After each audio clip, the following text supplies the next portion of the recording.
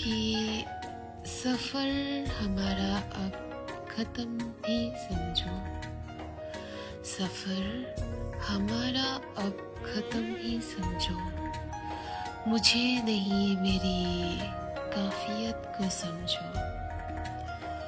चेहरे पर मेरे जो तुम ये हंसी देखते हो, उसके पीछे छुपी हुई उदासी समझो। तुमसे मिलकर बिछड़ना तो तय था। तुमसे मिलकर बिछड़ना तो तय था।